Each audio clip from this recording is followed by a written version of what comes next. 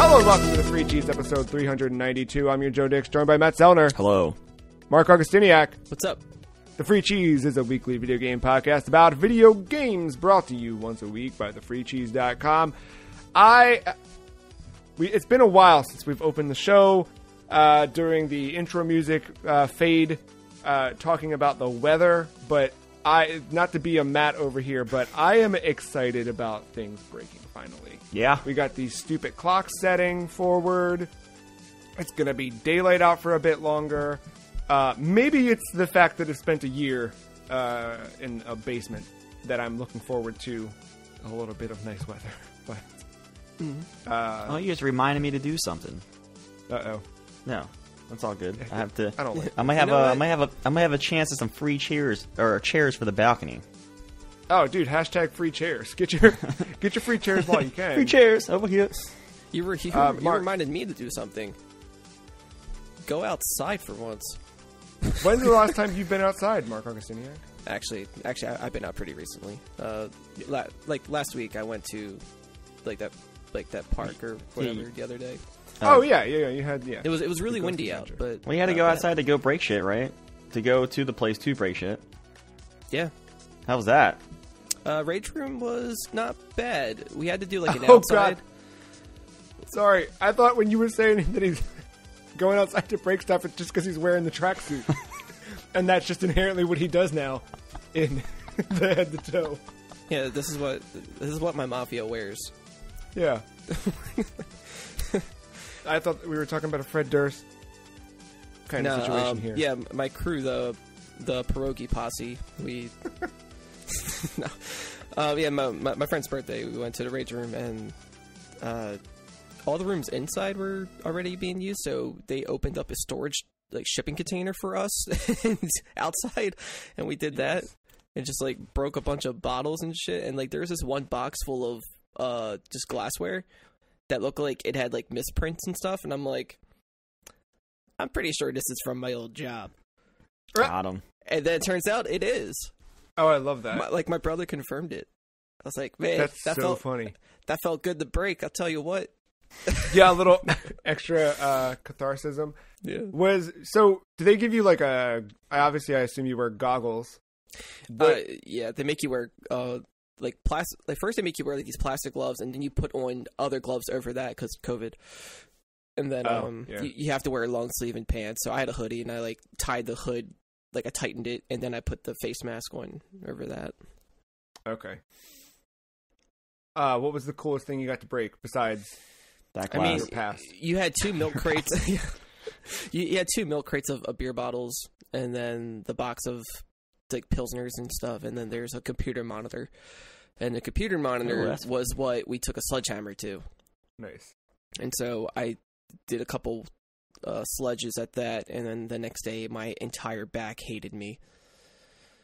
Yeah, So that was fun. I mean, it was worth it, but Yeah. Is it better now, backwise? yeah. Yeah. Yeah. Did they give you the option to throw anything off of anything? Because that's what I would want to do. Off of anything? So, when you mentioned the computer monitor, I remember when we were 14, we went to a flea market at an elementary school, bought a TV and a box of antique teacups, and then climbed to the roof of the school and threw it all off. No, we were straight up inside of the shipping container. So I don't know if they had an option, you pay an extra $15 to let you climb this ladder. I did learn, apparently you pay more to break bigger furniture, big screen TVs and stuff. I think for $600 you can break a car. And that's what I would really want to do. Street Fighter 2 bonus stage. Go full on Chun-Li with it. Yeah, man. Because in high school, I got to do that for a drunk driving thing. We got Crazy Rays donated 2 cars, and we got to flip them over and just smash the shit out of them. Nice. Crazy Rays, for the non-locals, is a junkyard that you guys ever been to Crazy Rays? Matt, when's the last time you took a gander through Crazy Rays? I mean, I drive by the lot a lot. I mean, back when I was living with my parents, because I lived right there. You ever just park your car and lie to them and say you need a catalytic converter and just go wandering through to see what kind of cool stuff you can find? I've never been in it. I just see I drive by the yard. just go there one day when you got nothing to do. Just go buy a pack of cigarettes, take a wander through the junkyard. Well, maybe I'll get inspired because in a couple weeks here, Formula One starts again. Yeah, you might want to put together some your own little Formula One racer. Rallyman 131 comes back here in a couple weeks. Oh my god! Speaking of coming back, we've all been running around over and over and over again in Loop Hero as potentially. I say this like half jokingly, but I think potentially the FreeCheese.com's 2021 Game of the Year, at least so far, carries into its second week. Loop Hero, what a game, man! And yeah, I'm happy to hear that like other people are starting to pick up on this one, that it's getting reported on more and more, because from the moment that Marc sent me the Easy Allies video, what was it, back in like January or something? Maybe early February and like late January. And like seeing that game, like it immediately gave me some sort of vibe, and like it felt right. Then you play the demo and you're like, oh, this is so good. And now that it's out and like you're getting to see more and more of it, it's still like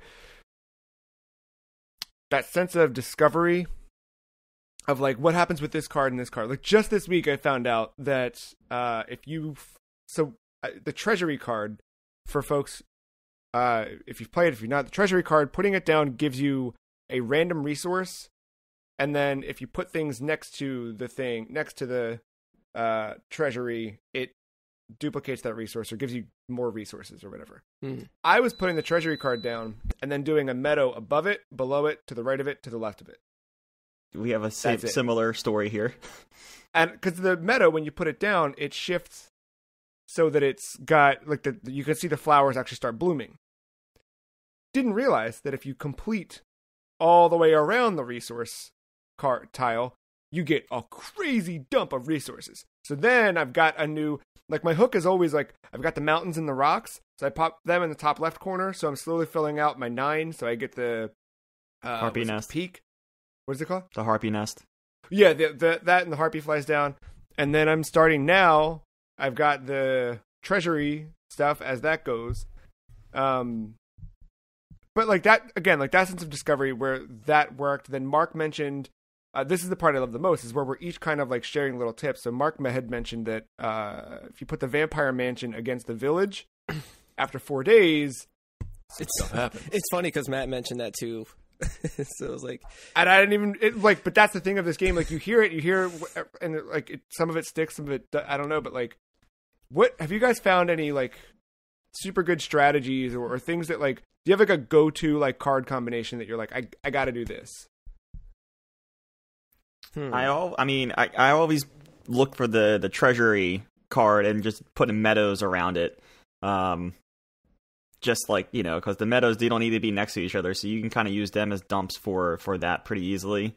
So you'll see like my treasures just out on the right side of my map and just like cover like with little meadows all around them. But you forgot to say you get that huge resource dump, but then you got to deal with the what are they called? The enemies that come from it. Oh yeah, but the gargoyles are really cool. Yeah, but you got to deal with them. They're another thing on the map to just land anywhere. But they also, I feel like the gargoyles have been pretty much one-hit kills each time they've shown up. And I don't...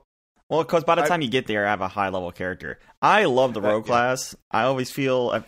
just because the drops you get, like when you go around the map again and get back to the camp and you get the whole new inventory set, I always feel like it's always scaling with you, so I never feel like... With the warrior class, it was always like, all right, in the first 3 like loops, if I don't have like a level 1 or 2 weapon, like the run's going south. I got to get out before it gets worse. With that, at least I know I'm probably going to get at least all parts of it.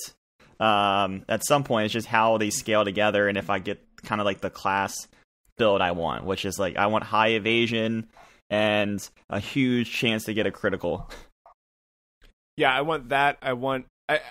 I need something to regen me, like either regen per second or vampirism. Something I need. See, I just keep putting down village cards. Now that I've been playing the village more, that's a good alternative. But yeah, the rogue, like being able to just kind of get those resources or the equipment like right away, or each loop is a big buff. I find myself always wanting to play the combo of the Grove and the Blood Gulch. Is that what it is? I forget the name of it now. It's like Blood Roots or something like that. Yeah, it's the tree, right? Where like you can only place it by the Grove, so when enemies are like at like 30 or 15% health left, the vines just freaking eat them. Yeah. And then you have to deal with that fucker after so long. Oh yeah, yeah. I forget the name of him. Yeah, I can't remember him. The meat golem dude. Yeah, yeah. Is it the Blood Gulch? That sounds right. Or is that the name of the tile?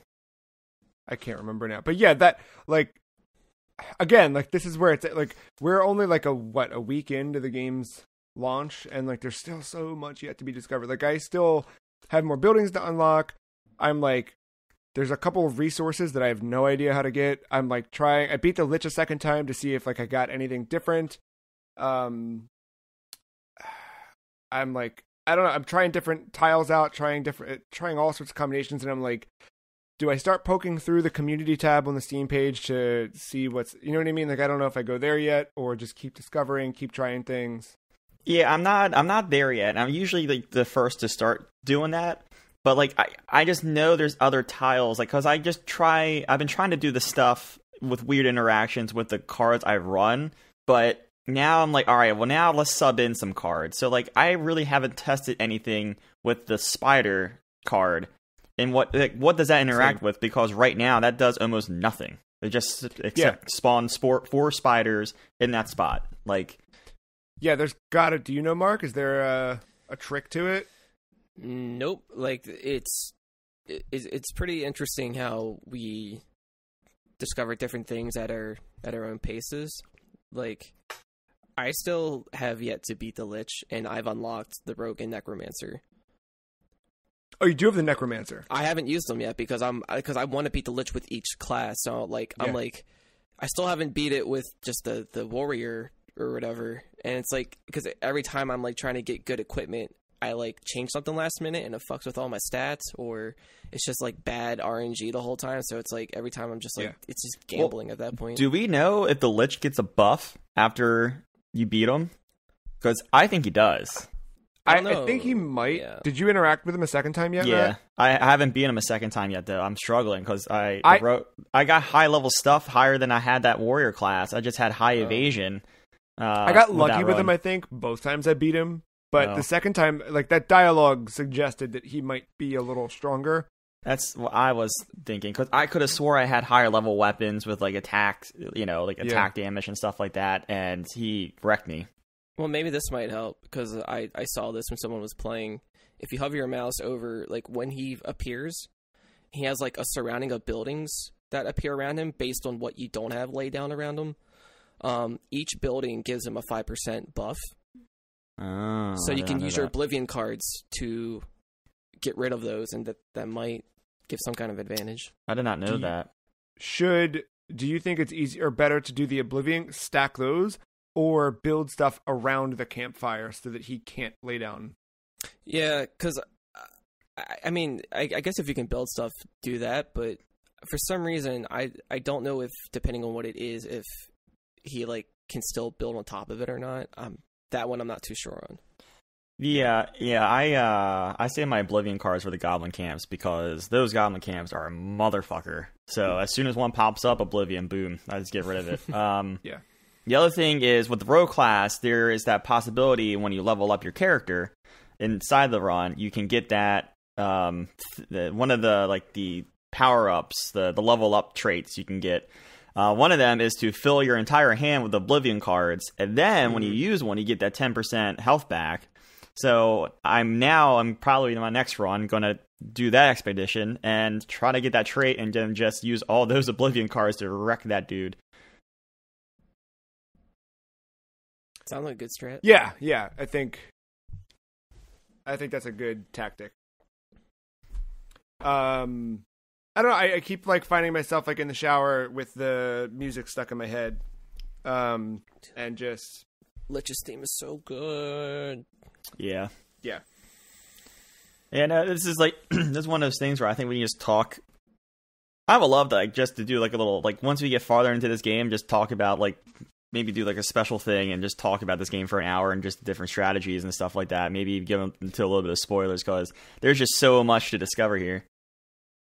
Yeah. And it seems like the developers are discovering some success. Developer 4 Quarters announced in a blog post on their Steam community page, we're so thrilled and blown away to announce that over 500,000 players have set out on Loop adventures in the first week since Loop Heroes launch, but our biggest achievement has been to hit overwhelmingly positive on Steam user reviews. Thank you all so much.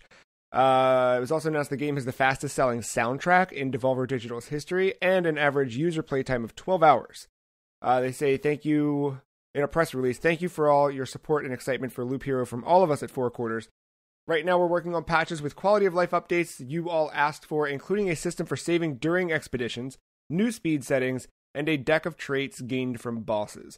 After that, you can expect to see lots more content added to the game, such as new cards, classes, and transformations. We can't wait to share more updates with you all soon. I like the idea of the saving during expeditions because yes, there's been times where I'm like, ooh, this is a really good run, but I gotta go. And I find, the other night when I killed the Lich the second time, I was like, I'm going to keep going, but I was like, I'm looking at the clock. I'm like, I should cook or, you know what I mean? I should go do whatever. I just didn't have time for it. But, and also, you could do the save scum thing and, take a real risky approach when you get a weapon. And then if it's not working, just, kind of revert back as well, which I think will allow for some more risk. I've been taking some risks with Blasphemous from, oh gosh, now I don't remember the name of that developer. But Blasphemous was that one a couple years ago that I think it was a Marc prediction that it would be our game of the year for that year. Yeah. When it finally released. And then I think we all, or some of us, tried the demo and then just kind of never picked it up until now. I think that kind of gothic setting-ish, something about that is settling in right now. I mean, not that I'm never not in the mood for it, but I was really feeling the itch. And it was on sale on Switch. So, two things with Blasphemous. One, I think achievements are the worst thing to happen to video games. And I say that as someone who has chased achievements and chased trophies. But I should have no problem playing it on Switch, but the further I get and the more I do in the game, I'm getting in-game achievements there and then feeling guilty that I didn't get it on Xbox or PlayStation. And why it doesn't matter. And it also has no merit on what the game is. I hate this. And I love them. Believe me, I've definitely been the guy to chase all this stuff, but I just hate that that's where it's gotten with these. That said, Blasphemous is a 2D side-scrolling Metroidvania that is hard as heck in the vein of a Bloodborne, Dark Souls style combat. Only a few hits will kill you, and you have to kind of be very precise with your movement, with your attacks. But it's a lot of fun, and from the start of first seeing this game in motion, you know how good it looks. It's just got fantastic pixel art. It's got a wonderful sense of art design, and I think that the animations of every character, of every enemy, they're all so cool. It very well realized, and I think so much detail to them that they're just, I don't know, they're in a class of their own, I think. And playing it, you slowly, your main thing is a sword, and you have kind of just a forward attack, up attack. I think you can attack downward, but not you will eventually unlock the ability to do a downward stab, Shovel Knight style, or Zelda 2 if you prefer. And now I'm to the point where I've upgraded the sword a bit, or you get to a station where you can kind of unlock other attacks. So I have one where if you spam Y, it will kick out a bunch of blade attacks in front of you. I can do a downward thing. I can hit A to do another charge attack. There's all these little things you can start to tack on. But it very much has that Bloodborne feel of, I need to get from here to there, And as I'm going, I'm dying, and then I'm getting a little bit further each time, or maybe I'm making a stupid mistake. And it's all about being very deliberate and tactful with your approach. The one thing I really like about this game is, coincidentally, Marc had shared a video that broke open some of Breath of the Wild's Easter eggs and secrets and stuff about the development. And I think I had watched that, learned that at some point in Breath of the Wild, they had a mechanic where you could stab the wall and Link could stand on the sword to recover stamina while climbing. And Miyamoto said that it was unrealistic to be able to do that because no one could stab a rock with a sword. Even Didn't though bat you an eye pull at a some of the sword other out of unrealistic one. things. Yeah, everything's fine there. But then a couple hours later, I'm playing Blasphemous, and sure enough, you get the ability to just stab a wall to climb up walls. So it was neat kind of seeing that. I learned about a thing. Wow, I wish that was a thing. Then I'm playing a game, and oh, here it is. It's a thing. And it looks cool while you're doing it as you're like kind of stabbing and climbing up and jumping. And I think that adds another layer of platforming to this that's interesting. Along with, there's a very heavy religious overtone to this game in the sense that, you are kind of like working with the church or like all of that kind of like gothic medieval like spirituality stuff that's like borderline creepy, you know what I mean? Like very whatever. And so part of it is you have a rosary and you can swap out beads of the rosary as you collect different ones, and they each kind of add things. So at a certain point when you're like traversing through this section that is very perilous with like bottomless cliffs and things like that, and there's wind that changes direction, so it makes it feel a little bit like Guacamelee platforming in some of those spots, or Celeste even. You will find a bead if you're adventurous enough that makes it so that falling down is... I didn't actually end up using it, but I remember after I got through that section and it was so difficult, I'm looking through, I'm like, what beads do I have? I'm like, oh, got it. And it's like a thing that's very much like found in the cliffs of wherever the heck I just was dying all the time. This will allow you to fall slower or not. I think it's basically if you fall off the screen, you don't die, which would have been great to know beforehand. So it's a lot of that, like swapping the beads out, seeing like you can min-max your approach. But ultimately, it's one of those games where you could just take the sword you have and get through it if you are patient enough. I beat my first boss, and I've uncovered a good bit of the map after just a few hours. But yeah, it feels good. There's a dash mechanic, which I love having a dash mechanic in a Metroidvania game. I always love when you can eventually unlock like a slide or something in any of the classic Castlevanias. But it just makes like you can kind of use that to get around faster, but also dodge combat. It makes for some interesting interactions with enemies. So yeah, Blasphemous. It's a few years out now, but I'm glad I finally got to it. I don't know how long I'll stick. You know what I mean? I don't know if I will see it all the way to the end, the way I'd like to, just because it is one of those things where I'm like, all right, I'm gonna sit down and play this for 30 minutes, and after 30 minutes, I've made zero progress, and I'm like, all right, I'm gonna go do something else. But each time I chip away at it, I do a little bit more. I made that kind of like internal bet where I'm like, all right, 3 tries at this boss. If I don't get it, turn it off, play something else. Go play some Demon's Tilt. And then... Yeah, I got to like the first town, I think, in that game, and they're like, we need your help. And it's like kind of like a desert-like setting. Yeah. And I think I took like the upper pathway and then just kind of got lost around there. And then I fell off. Yeah, it's cool though. Yeah. I think it's one of those ones, if it comes to Game Pass or if it's cheap enough, I think grab it, check it out.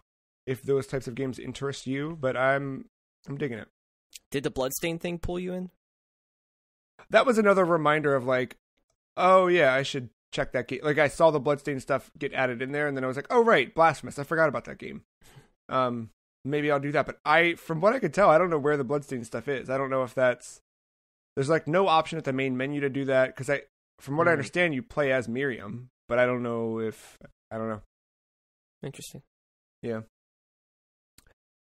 Blair Witch is on our list of things to talk about this week for some reason, Mark. Oh, man. So, I did not. So we all know my horror Xbox story where my save got messed up and there was no fixing it unless I started over, which I did not feel like doing at the time until I got the game for free on Epic Game Store. I was like, you know what? Let's run this on a better system and see if it's any more tolerable than whatever I was dealing with. And more context for this. Kind of was like pseudo Blair Witch mood overall. I don't know if anyone's familiar with the Hunt a Killer games. It's like a mystery subscription box thing where like you and your friends can like try to solve a murder like monthly and whatever, and like each month it's like they add a little more to the story and you figure stuff out, puzzles and whatever. So they have a horror version out and it's based on the Blair Witch. I was like, all right, this is cool. So I ordered the first box with like to do with some of my friends, and before it shipped, I wanted to, I guess, like reacclimate myself with that lore and world just in case if I might need that knowledge for any reason. So I rewatched the movies.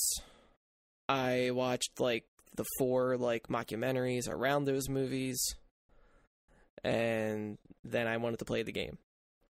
So that's how we landed at the game. All right, so it wasn't like a hey, I'm in the mood. I love this game.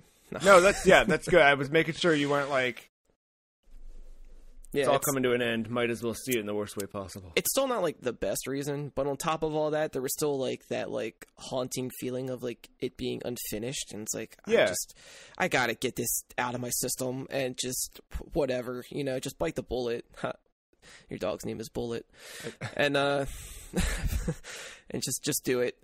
See how far I really was. Do you think that like watching all of the stuff, do you think that made it easier to get back to?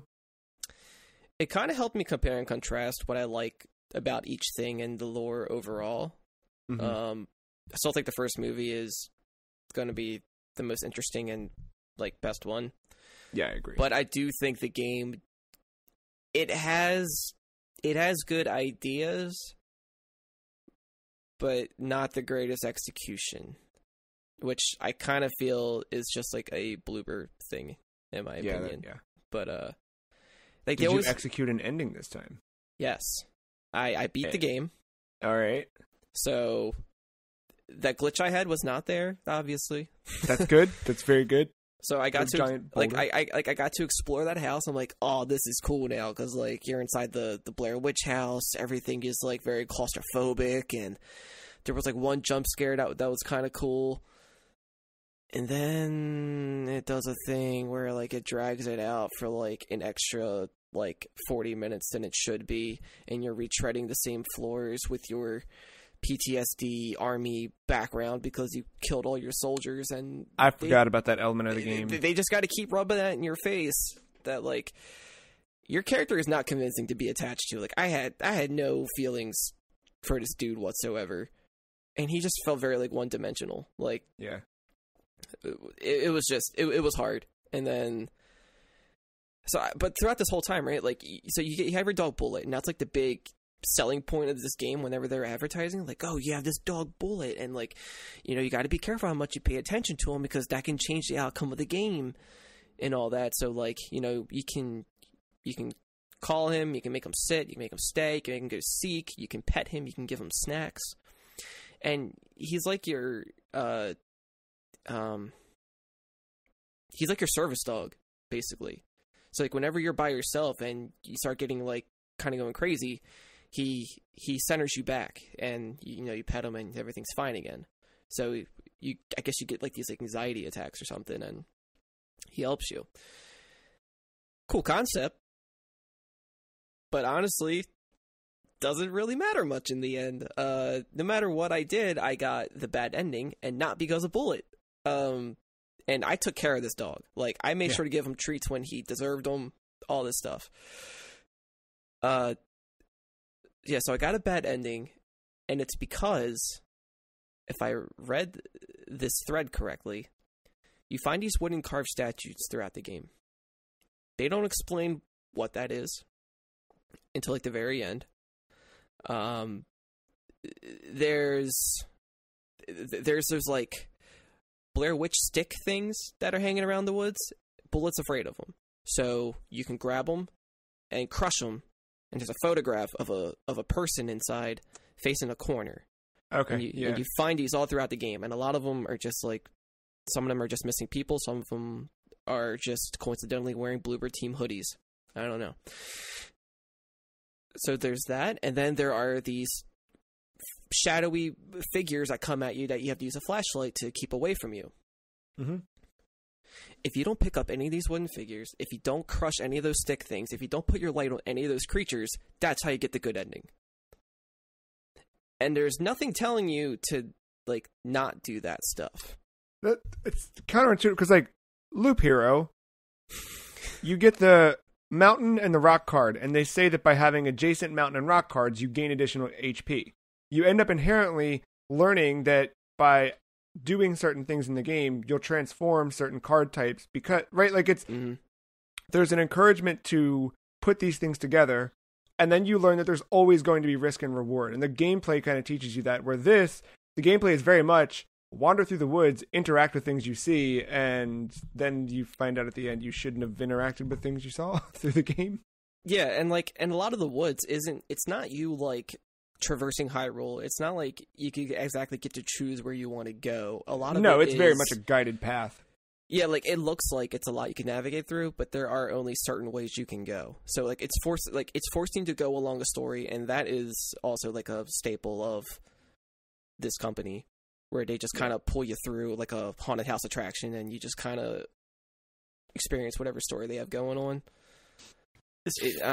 This feels like one of those old, like, tricks to, like, not sell back your copy to GameStop to keep you playing another week or something to try to get the better ending. It's like, you want me to play this again? So I watched a good ending. I watched what the differences were, because I would have did the same thing, but so, like, because, like, you're searching for this kid. That's the whole story. There's this kid missing. You're searching for him, and it turns out this weird dude who covers himself in sticks, like, captured this kid, and you have to do what he says in order to make sure this kid is all right. Turns out, bad ending. You become this guy named Carver, basically. Okay. So he's the one, I guess, carved out these wooden figures, blah, blah, blah, blah, blah. Like, everything is apparently your inner psyche and turmoil, and you're trying to deal with it. And I guess the woods kind of, like, represents your struggle, I guess, mentally. I'm not too sure on that. I don't know, just everything was just overstayed its welcome, where it's just like, all right, I'm done. Can we move on, please? But the good ending, you still die. You never make it out of the woods.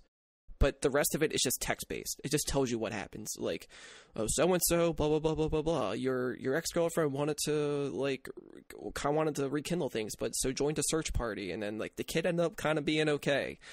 Now, the bullet part, in this cutscene, he will either, like, stay by you as you're dying, run away from you, or, like, slowly walk away from you and kind of turn his head over to you like, I'm not mad, but I'm disappointed in you. And walks away, kind of thing. And then they'll tell you if like, Bullet made it out okay or something. So the whole mechanic with Bullet is just for that little cutscene for the 2 seconds to see what he does. Nothing else. I mean, I guess it's better than nothing, but... Yeah, because like, they try to convince you that he's dead at one point. Yeah. So you just see his collar, and then when you're in the Blair Witch house, you're just by yourself the whole time, and you're going with your own little Silent Hill. Yeah, yeah. So to speak, and no bullet, no nothing the whole time, like, and then he pops up at the very end for that last second when you're fighting the guy. It's not even you fighting him. That's also a cutscene. You do nothing. You just make it out there, and it's all just, you just watch. And then leads to that. I'm like, this is... I mean, that's kind of what I expected, but for some reason I forgot going into it that, like, me taking care of Bullet doesn't impact the ending much. Just, like, one detail. It was all the other stuff that, like, you have to do. So it's like, if you don't shine your light on those creatures, though, like, I guess because your light is out is why it attacks you. I think you just have to have your camera out, and it apparently won't attack you. But, like, I'm not going to replay this game to sit through that story again, just to get a different text to say that, hey, everything's kind of okay, but you're still dead. Unless there's an achievement for it. not worth it. I was never big on achievements, so I know. So no, yeah, I'm glad I got through it. That nightmare's over. Never again. Yeah, I think that's a perfect Game Pass game in the end. You know what I mean? Like, no big committal. It's the modern day Blockbuster equivalent of, yeah, why not? I'll have it for the weekend. So yeah, and it's also just kind of like, I don't know, like I like the Blair Witch as an idea as a whole with a franchise, but yeah, the game just kind of feels it matches with the other movies. It's just a big like hit and miss, like good atmosphere, but everything else just kind of doesn't feel like it fits. Yeah. Bethesda has been making itself fit inside of Xbox as of this Thursday, March 11th. Phil Spencer took to the Xbox Wire to announce an exciting day for Xbox. Today, we officially complete the acquisition of ZeniMax Media, parent company of Bethesda Softworks. It's an honor to welcome the 8 incredibly talented development studios. I just forgot about this. I'm going to list them out because I thought it's crazy how big this is. Bethesda Game Studios, id Software, ZeniMax Online Studios, Arcane, Machine Games, Tango Gameworks, Alpha Dog, and Roundhouse Studios.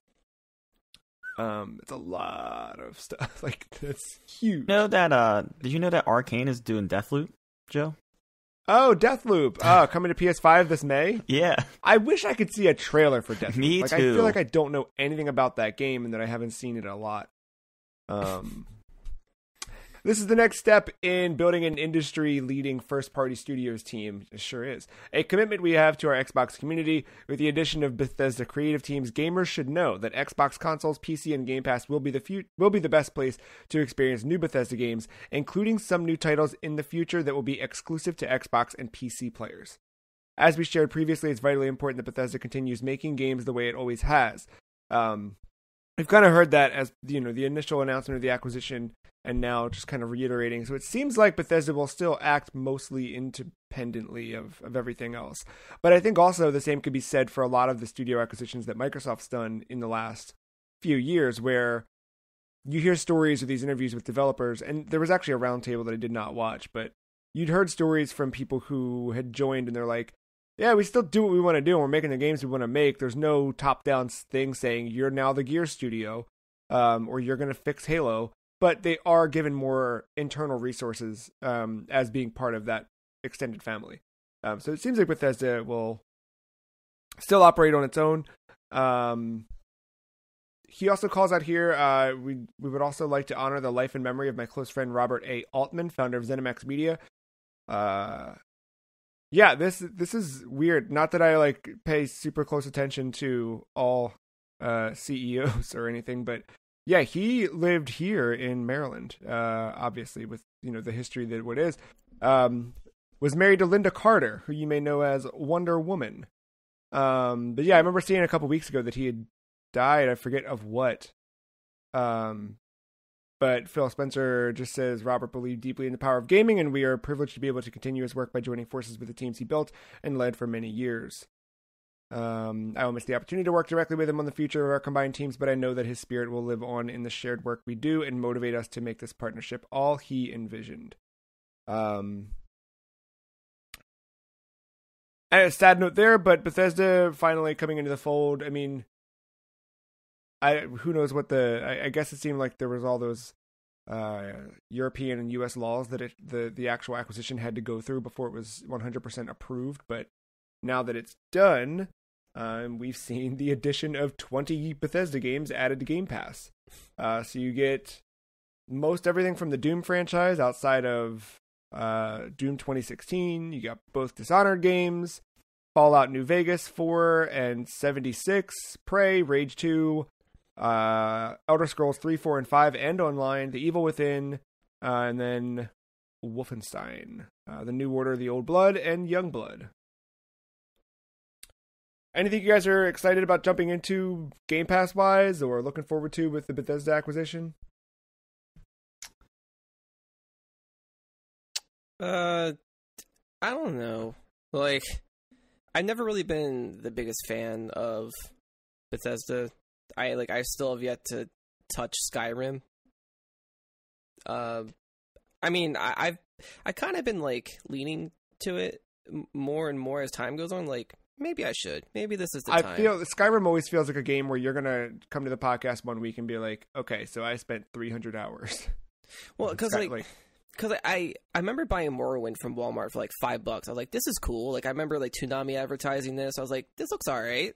And then Oblivion just like pushed me away hard because that character creator is blood ugly and everyone looks like a Campbell Soup kid.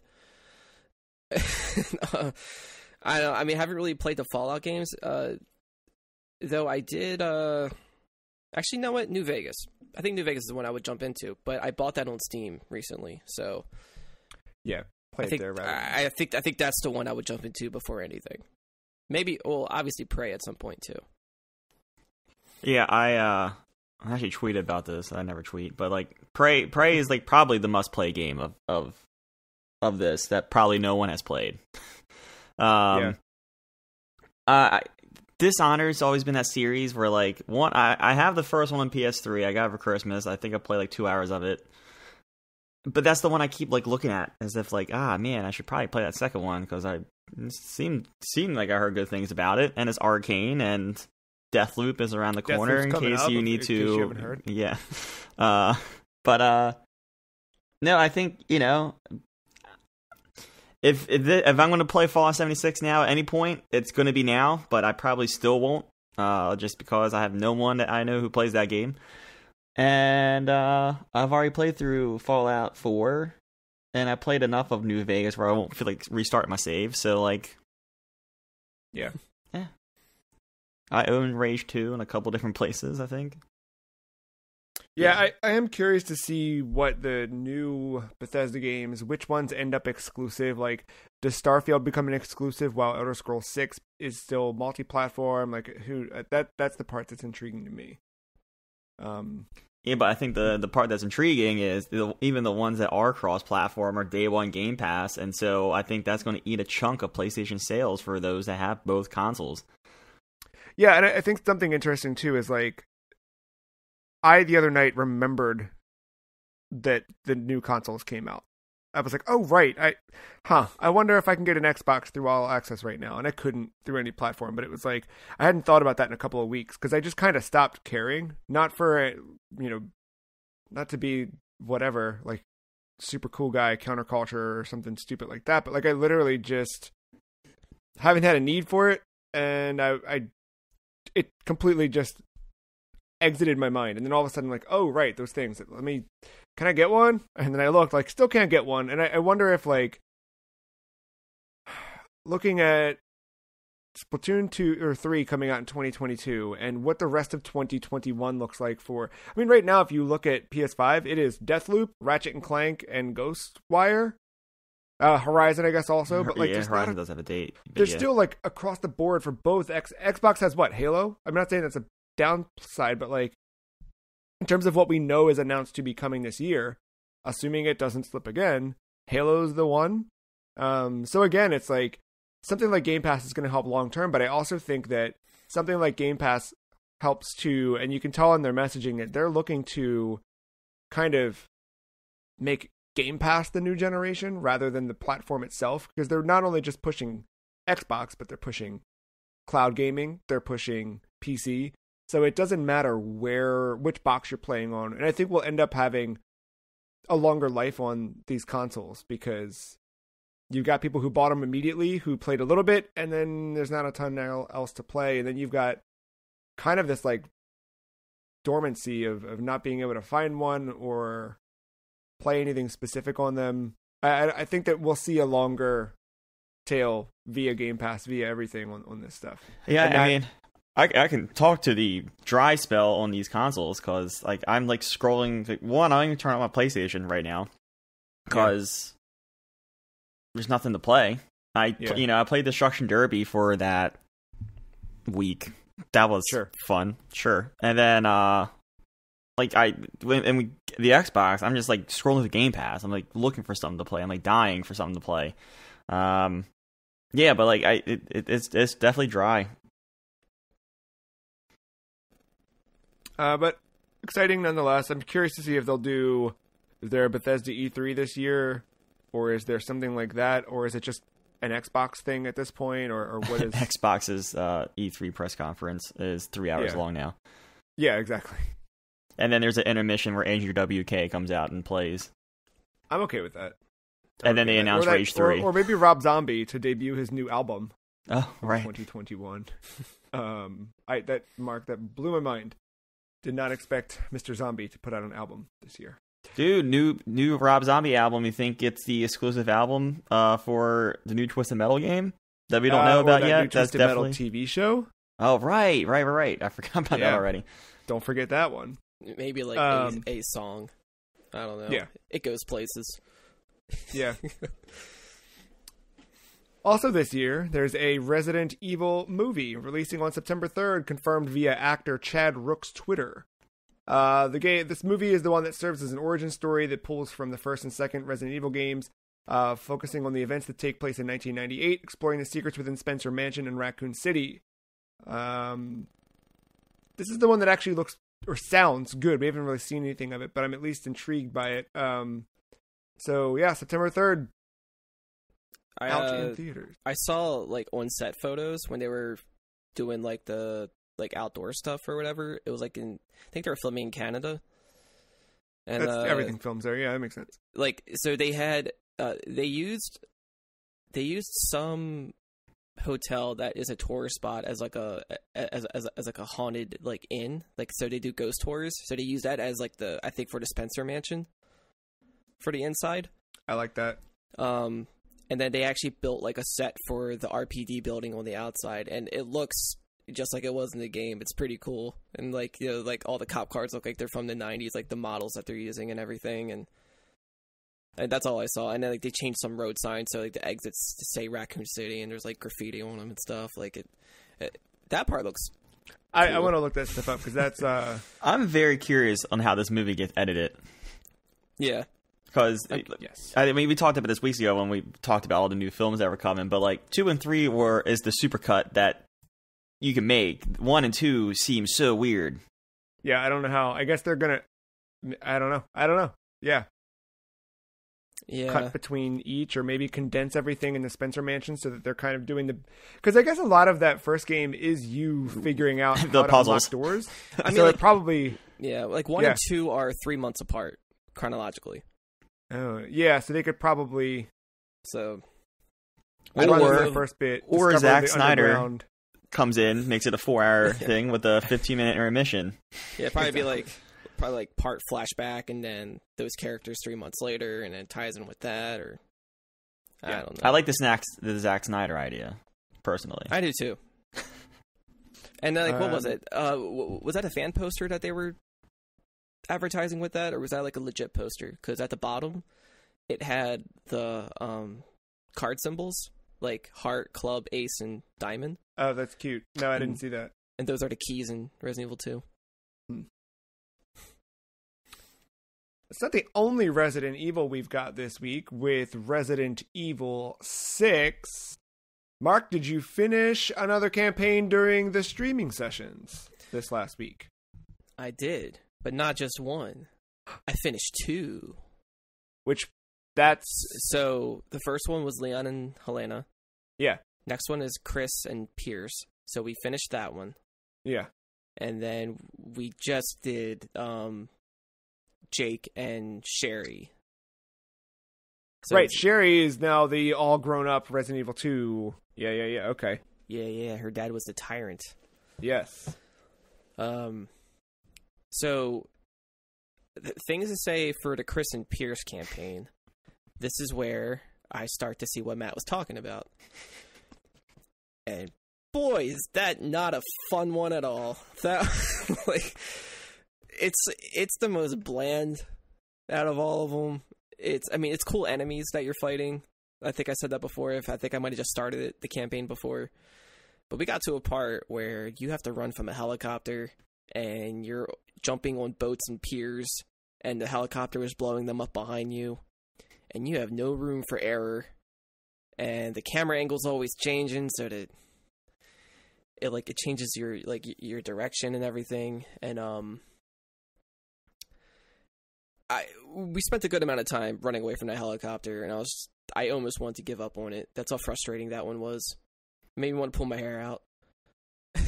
Then, what was it? And like at the end of it, that whole boss fight was stupid because I had no ammo, so I felt very helpless. While Pierce injects himself with a virus, and like he becomes like half mutated. So he has like this big like weird like arm thing that can shoot lightning out and whatever. And then there's another escape route thing. Like running in this game sucks. So whenever you have to run away from something, there's so much of that in this game. It's just filler. And so we were having trouble with that at the very end. I was like, oh, this is just a helicopter all over again. Like we were just glad it was over with. So that was a sour taste. I was like, please don't let the next one be like this. And Sherry and Jake's is actually my favorite one so far. Had a good time with this one. I like their characters. I think they're the most interesting. They both have backgrounds that relate to a virus of some kind. Like Jake is Wesker's son. Sherry Birkin. Daughter of that, and she can heal, like she can regenerate, and that was like a secret to find out. And so, she works for the government, so they were trying to use her blood originally to find a cure for the C virus going around, but it wasn't working, and they couldn't keep testing on her to a point where it probably almost killed her. So they needed Jake's blood. And Jake's, he's a hired mercenary, usually. And he's like, you know what? For a pint, $50 million. That was his deal. And then throughout the game, they kind of get more attached to each other. You can tell they start to like each other. At the end, there's a chef's kiss. Because you have this stupid boss fight where you have to climb, like you're on this cart leaving this tunnel at a very fast speed, and you're like, it's going so fast that you have to like, you're on the ground and you have to like keep climbing while this big tyrant thing is chasing you or like trying to get to you, and quick time events happen, whatever. And like, it looks like they're going to die, like they're not going to make it out of the tunnel, like the explosion is going to get them. And he's all like talking to Sherry, has a moment like, you saved me, right? And it's like, are you gonna die right now? What is this? Why are you doing this? And she holds his hand, and then like, well, first they like shared a shot together. She was gonna shoot the dude as a final shot, but her hand was shaken, so he grabs he holds the gun with her, and they shoot together. And then that whole moment happens. They hold hands, flying out into the light at the end of the tunnel, and then the best song plays. And I can't believe nobody ever talks about this. There's like this like 80s power ballad song that plays during the credits it's called At the End of a Long Escape. Perfect fitting. And I implore everybody to listen to this. It's on Spotify, it's on Apple Music, Capcom Sound Team, or YouTube it. But like, I just picture dude with mullets and jorts just rocking out to this. It's so good. And like, At the end of a long escape? Yeah. And like, I don't remember this. Like at all.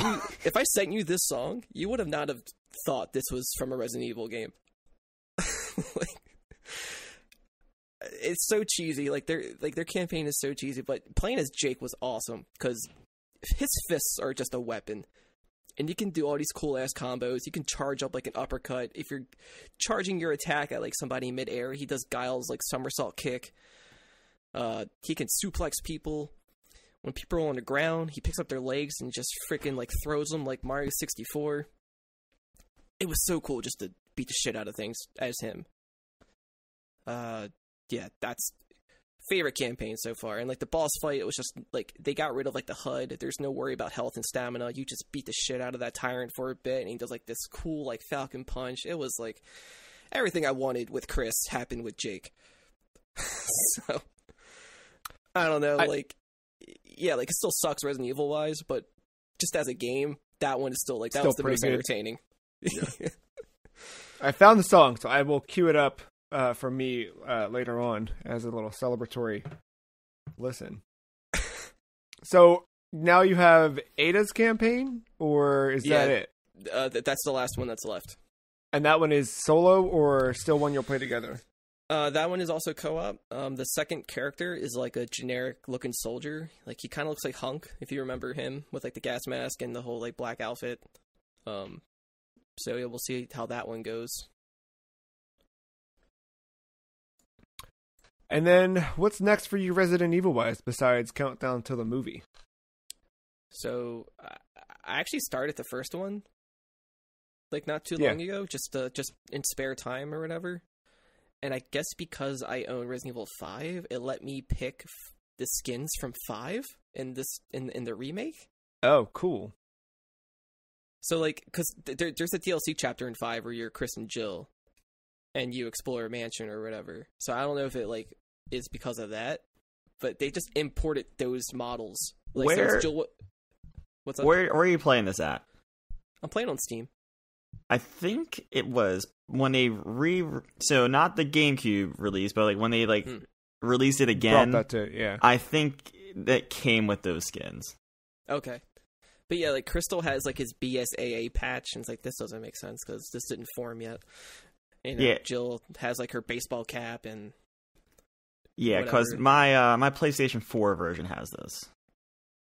Yeah, and it changed Rebecca Chambers' outfit to like a skin she has in Zero on PC, where it's like the weird suede brown vest with the bandana and the jorts and the cowboy boots. It just did that. Like, I couldn't even pick that. That's just how it is. So I'm going through that, and I'm like, it's fun.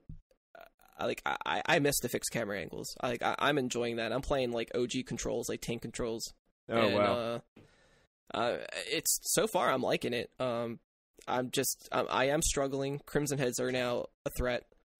Very low on ammo. I can't find the fake shotgun yet, but I hope I don't trigger a scene with Barry. Apparently, that might lock me out of getting the shotgun if I open a certain door.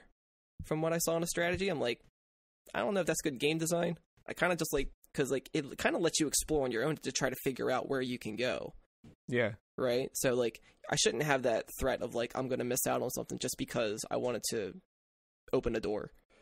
Yeah, I mean, I guess in turn that encourages multiple playthroughs, but back to the Blair Witch argument of, like, yeah, do I want to? But overall, I'm having a good time with it, because I've actually never beat that one. So yeah, I only ever got as far as we did in our series. Yeah. And I do plan on playing 5 again, so... And then, obviously, Village is, Yeah, it's very close at this point. Yeah, so that's me for now until that movie comes out. Now, Mark, you're wearing the tracksuit, but Matt, you've been living the tracksuit this week in the all-star hit RPG, NBA 2K21. That's correct. I've embarked on my probably yearly mission. It's crazy to think that I think like the last 3 NBA games have gone free at some point during the season, and so I've been able to get my hands on all of these games. So now it's become a yearly tradition now that I just become the GM of a team, usually the Wizards. And because I don't know much about how basketball works, I end up destroying the franchise until I restart and I take new learned knowledge. And I keep doing that until like time 5, and then I try to relocate the team to some random city that doesn't deserve a team. So you do what I do with any city builder, where all of a sudden there's water pipes bursting and everything's on fire, and yeah, then you just resign because it's making someone else's problem. It was fun while it lasted. So my GM thing in this game is like so weird because it's not your traditional like GM mode stuff that you would see in other franchises, but it makes it more realistic. So what they do is they have it like day by day, but you only get so many action points to do something in a day. So like you can't do like 30 trades and talk to all these players and do all these organizational decisions in one day because it's just not realistic. So you have to kind of you have to strategize what to do on what day, because you're going to, especially when you first launch this, you're going to have like so many goals about changing the organization or trying to acquire a player or getting rid of players or all this other stuff. And they're all going to have deadlines, of course. Some of them are like season-long things, but some of them you'll get something and you have to do it within a week. But you may plan to do other things in that week. But or just trying to keep up with your relationship. So like you can chit-chat with, your roster or your coaches, your scouts, even like the owner of the team. And if you're not doing that, like their trust with you kind of falls or whatever. So like I'm at the end of year 2. I skipped chit chatting because I just felt it was a waste of time with all these players and the coaches and stuff. But now all their relationships like with me are at like between a 0 and a 10 because they don't trust me, I guess, because I don't talk to them. So like that's a thing. So honestly, the my GM thing has just become one just big relationship manager. And I learned the hard way that your relationship with certain departments impacts what you can do as the GM. So, like, because my trust is low with the owner, I can't do the team relocation stuff after I won a championship this year. Oh, man. So I have to get my trust up with him. I'm hoping once I win the championship, he's like, oh, man, he built a championship roster. So, I don't know. We'll see. But, yeah, it has been... But gameplay-wise, it's not any basketball in this one, right? I mean, you can hop into the games, but that's one of the things, though. So, like, risk-reward, like, you can use an action point to play a game on that day, but then you won't have that second action point or whatever for anything else that day. Like, I've been simulating this stuff, and, like, honestly, like, it's more impactful early on. I think once you kind of get the reins of things, like, mid-season, the action points, like, I have 2 per day. I think you start with 1. So like once I get the second one, things were a lot easier in that first year.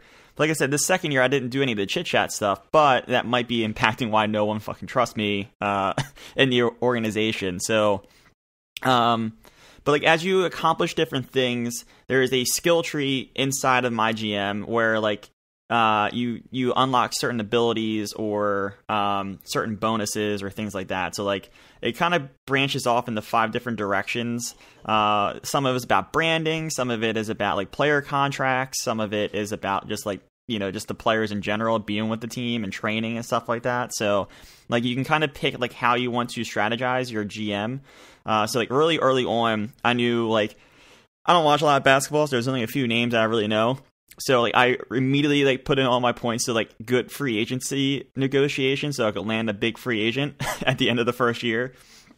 But like with me simulating these games, and the Wizards were a rebuilding franchise to begin with, a lot of because we kept losing, the team chemistry was falling apart. I guess the players stopped trying and all this stuff. So like all throughout the season, I had the head coach say like, "Oh, we need to get rid of this player." Then the owner would be like, "Oh, we gotta get rid of this player." And then like the scout would be like, "Oh, let's get rid of this player." The assistant GM would be like, "Oh, we gotta get rid of this player." So by the trade deadline in the first year, the Wizards team was completely different. Wow. I had like 1 star point guard, Trae Young, and like the rest of the team I didn't know. So somehow I made the playoffs the first year. Don't know how that happened. I actually played the games, but we played Milwaukee, who was like real good right now, and they just annihilated me because they had this power forward, Giannis. I can't say his name. It's like Giannis Antetokounmpo or something like that. He's like a 98 overall in this game, and it was a mismatch. I had no one that could block him one-on-one. And because my relationship with the coach wasn't good enough, I couldn't change the zone defense.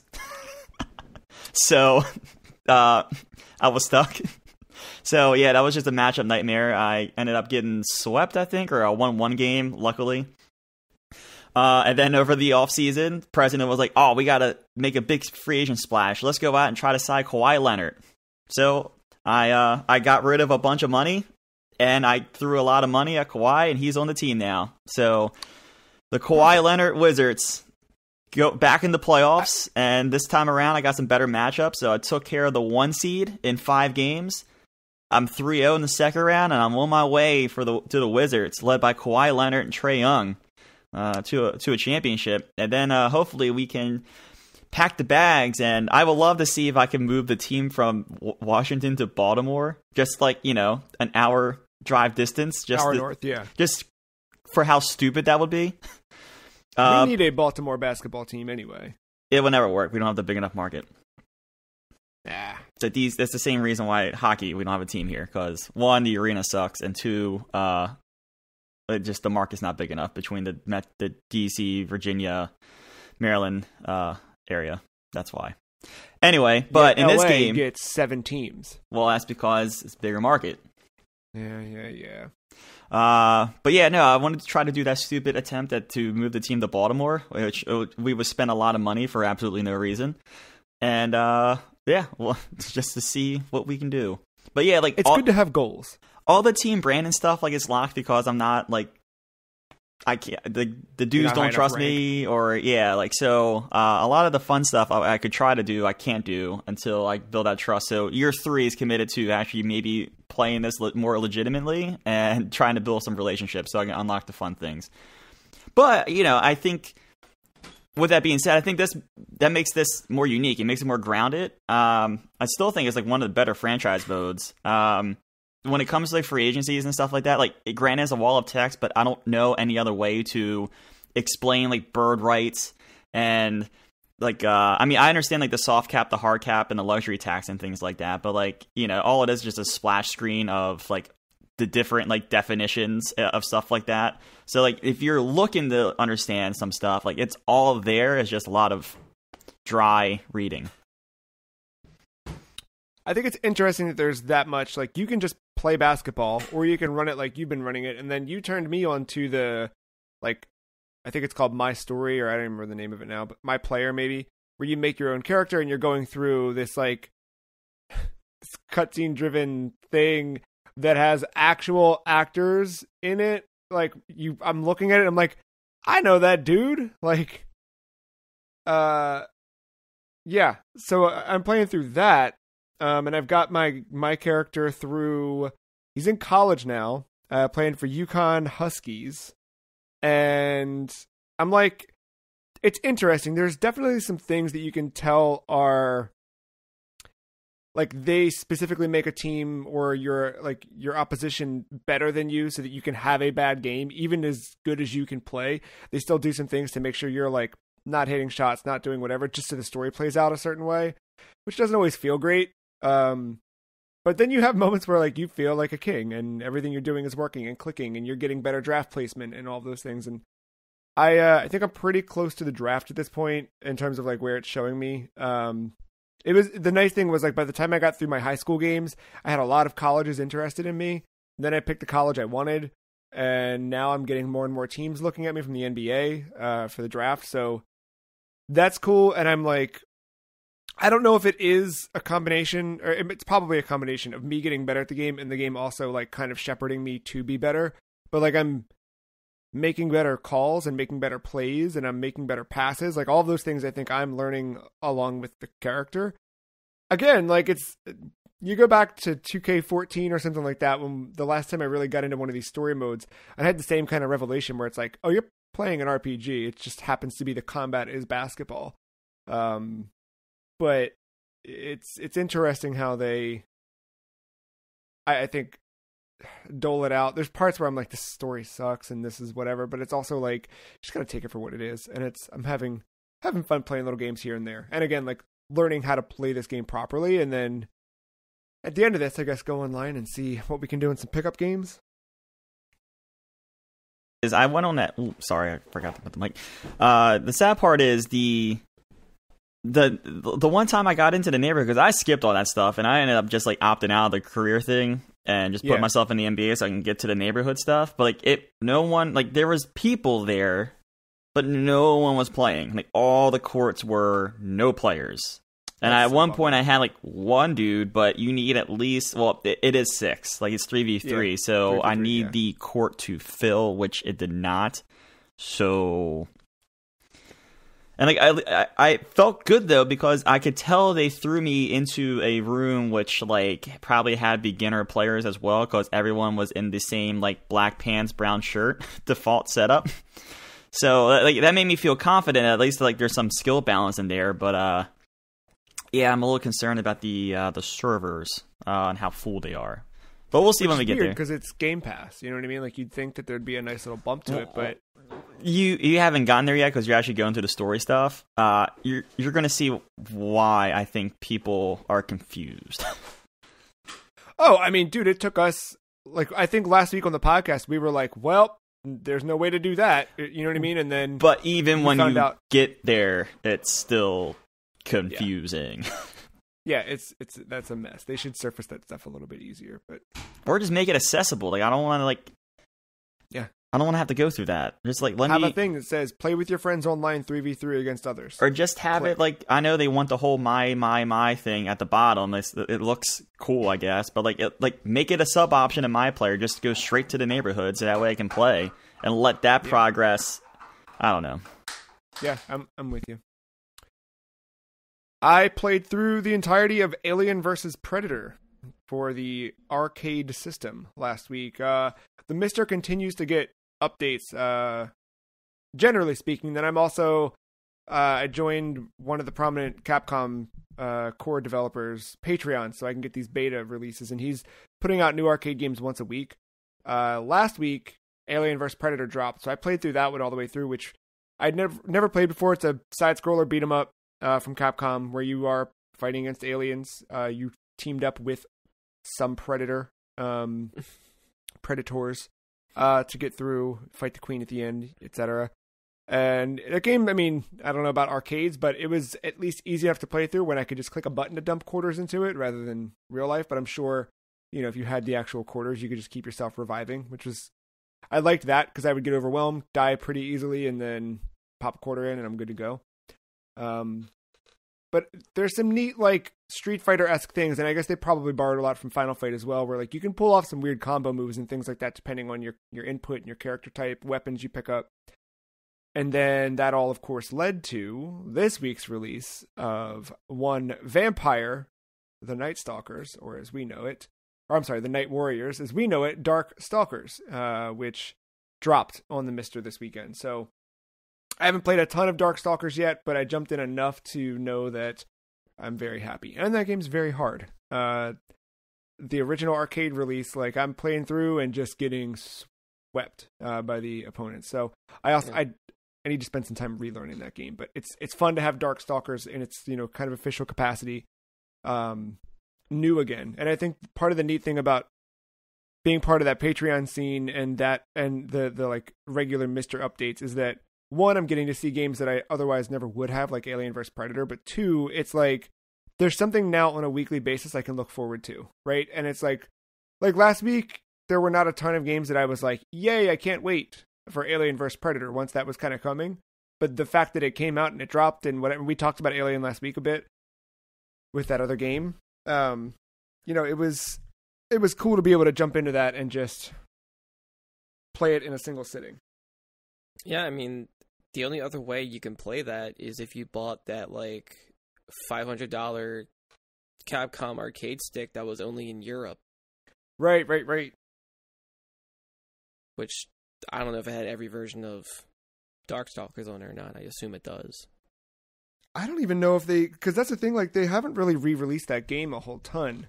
Yeah. But yeah, I don't know. The Mister's been great for that stuff. Just a sense of discovery of things long lost, which, speaking of the Xbox and PS5 scarcity earlier, that's been something cool where I ended up the money I'd put aside for that getting the Mister, and I'm having a ton of fun finding those things. So it all works out in the end. The long wait for a new game in the fascinating and exciting world, ever expanding, of the Teenage Mutant Ninja Turtles, this week, .mu, the folks who brought you Streets of Rage 4 and those Wonder Boy remakes, announced Teenage Mutant Ninja Turtles Shredder's Revenge.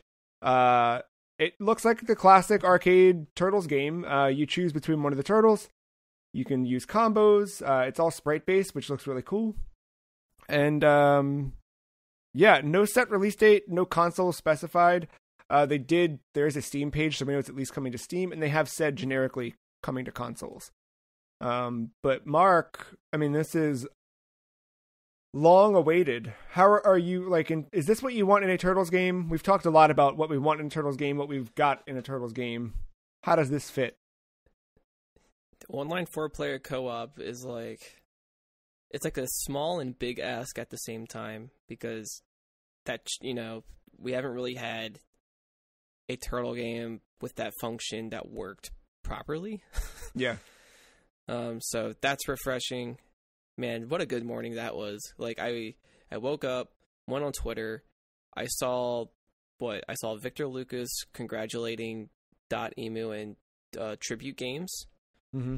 Because I'm not sure if .emu is just publishing or if they're like co-developing. Sure. But like they said, like, congrats on the TMNT news. I was like, what? And then like, and who's he?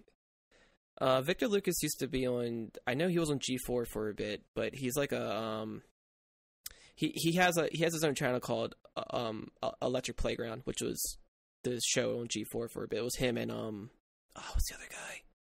I feel awful for not knowing it right now off the top of my head. Tommy Tallarico. Yes, thank you. I'm always here to fill in the Tommy Tallarico gap. Yeah, but he's really quick to like push out videos like the same day like the news like drops, and he just talks about it. It's very enthusiastic, just cool dude. And saw that, and then the whole time I'm just saying what to myself, and it's getting louder as I'm watching the video. Just like, what, yeah. what? This is real? I was like, all right, cool. Like, part of me was like, all right, we're going back to the Cowabunga era. That's fine. I'm not going to be nitpicky. Like, it's a safe bet. It makes money. Sure. I totally get it.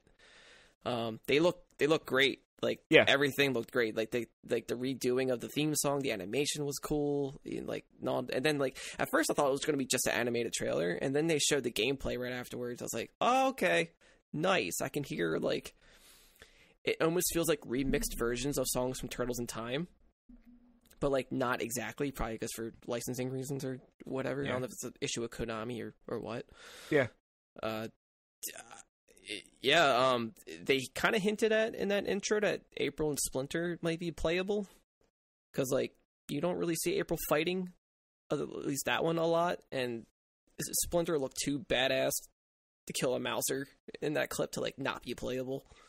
So maybe they're unlocks or something. Yeah, hope I would love some secrets like that. I mean, at the like Steam page talks about like Bebop and Rocksteady. Like it names some things. I wonder if you'd be able to unlock them at all or something. And yeah, who knows? I mean, there could be DLC in the future. I like for whatever.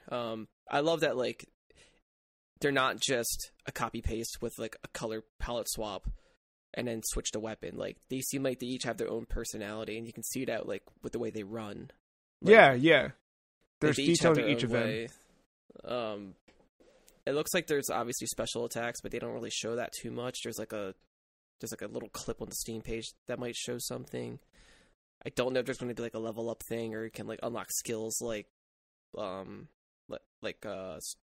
Streets of Rage, River City Ransom or Scott Pilgrim or something. I don't know if there's going to be anything like that just yet. I did join their Discord. Yeah. Just in case I could find any more like information and whatnot. Yeah, I don't know.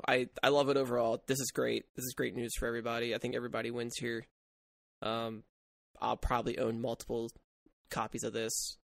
Yeah. For whatever platform people get it on. I will almost make it possible for me to play with them. And our final piece of the week.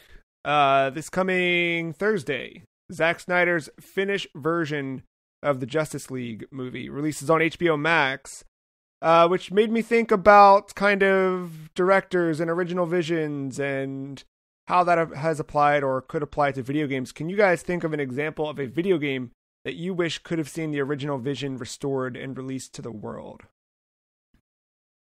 I'll go first. I saw this question, I thought for 5 seconds, and I came up with an answer that I didn't have to think much else on. Metal Gear Solid 5. Ooh, yeah. That game, they shit out the first section of that game as the Phantom Pain, which should have been the prologue to the... I mean, it is the prologue, but like it would have been more cohesive if it was together as a package. And then, of course, the end of that game falls apart. I never actually got to that part, but I heard it starts to fall apart with some plot holes.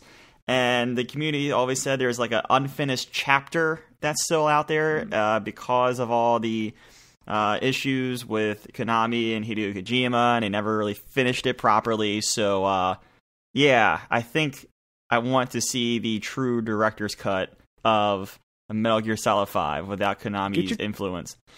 Get your Twitter campaign ready, man. Hashtag release the Kojima cut. Mark, anything came to mind? I think Matt hit it out of the park with that one, because that was a game that came out and it was supposed to be something else. Mine is more of a concept that didn't come to be, but it turned into something else instead. Yeah. Resident Evil 4, the original version before it turned into Devil May Cry. I that would have been cool to see. I mean, obviously, I think we're kind of getting that now with Village, because it's tapped into those more supernatural elements. Mm-hmm. But just seeing Leon walk around, fix camera angles in this weird castle, and having ghosts and killer dolls chasing him seemed like a very, very, very cool thing that probably would have still. I think that game would have been successful either way, like no matter what it looked like. I think at that point, so, they seemed like they were tapping into something really good there. Yeah, in an alternate timeline where we can get that version released. The first thing that came to mind for me when I thought about this was how Miyamoto originally had prototyped a first-person version of The Legend of Zelda on Famicom way back when. And I thought about, like, if that had come out first-person and you could do, like, first-person dungeon crawling, it would have predated stuff like Phantasy Star. And I love the dungeon crawling in Phantasy Star, but I wonder what that would have looked like in a Zelda context. And how Zelda would have maybe shifted thereafter, or that would have been interesting, to say the least. Yeah, definitely. But no, I think if we were picking a winner, I think Matt, that's perfect. That's exactly. You guys have any big plans for the week in video games ahead? Need for Speed. Yeah, buddy. I got the Need for Speed. Oh, boy. Now, are you doing full menu, or are you going the one after? I'm going the one after, so, Smart. Good. That's a good choice. Just for the free cheese coverage, I got to make sure I hit all the games. So, Joe, you spent some time with Manu. I sadly will not. I will jump right to the sequel. I forget the name of it. You're going to miss out so much. Is it Payback or Rivals? They're the sandwich to the reboot. I think it's Rivals is the one before the reboot. I think Payback is the second one, and then also downloaded Heat in case I really hate Payback. So I got both sequels ready to go here. Yeah, you got the full spread. Mark? Definitely going to finish up Resident Evil 6. Ada's campaign should be done by next episode. And I installed Alien Isolation. I've started that this week. I didn't play a ton of it, but yeah. I'm thinking about it. We'll see. It's good. There's no run button that I can find so far. Or no. You can run after a certain point. Never mind. I take that back. But yeah. Yeah, I might keep going with that one. We tried to watch like Alien 4 and it was boring. And then I was like, maybe I'll just play this game. And then, Why 4 of all the aliens? Because I had bought the box set a while back, and we watched through the first one, we watched through the second one, started the third one, and that one was boring and turned it off. So then it was like, you want to just watch 4 and see where that one goes? And it's like, this sucks. So we should have just watched the original, but alas. For me, I think it's going to be a lot of like continuing what I started this week or what I've been playing. So I'll keep up with some Blasphemous, and NBA 2K has been a nice little I'll pop in here and there, but really like Loop Hero is the winner, because I can sneak in 15 minutes at a time and just kind of like when work wraps up before I go start the nightly routine of cooking and dog walking and stuff, all that. It's like I can take 15 minutes at the end of the workday and just like, let me fire this up. Let me do a run. You know what I mean? Like get a good solid run in, and then yeah. I totally forgot. Sorry, I totally forgot that my cart came in the mail for my GBA, where I can use it as a controller now. Oh yeah, that's super rad. Yeah. So did you jump back into Legends? Anything else from GBA that you're going to explore? Oh, you mean Battle Network? Yeah. What did I say? Legends? Yeah. I Sorry. mean, close enough, honestly. I don't know. I had something on my list. Oh, I wanted to try out the Lord of the Rings games because apparently they're Diablo clones. Oh, on GBA? Yeah. I remember hearing about those. So I'm curious to try that out. Yeah. I want to hear more. Yeah, I want to keep talking about GBA this year for the 20th anniversary. I think it's exciting. Cool. Well, if you want to hear more episodes, you know where you found this one. You can find 391 others and then some. If you want to follow on Twitter and find out, if you want to, continue and join the campaign to release the Kojima cut, you could follow the Free Cheese at Some Free Cheese. You can follow Matt at MattyIce131, Mark at Aug_Mental, podcast at thefreecheese.com. Let us know which video game you wish could be restored to its original director's vision. All that and more. Until next week, thank you, Matt. Thank you, Mark. Thank you, listener, for listening. Have a great week.